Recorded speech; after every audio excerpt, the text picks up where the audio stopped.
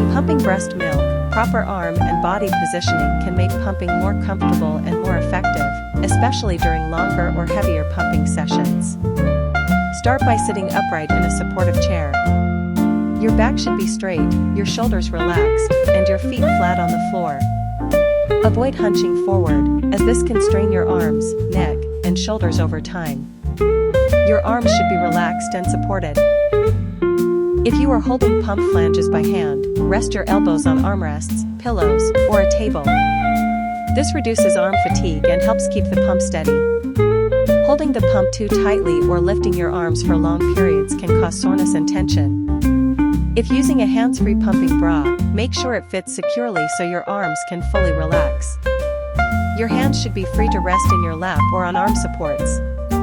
This allows better blood flow and helps your body stay calm, which can improve milk release.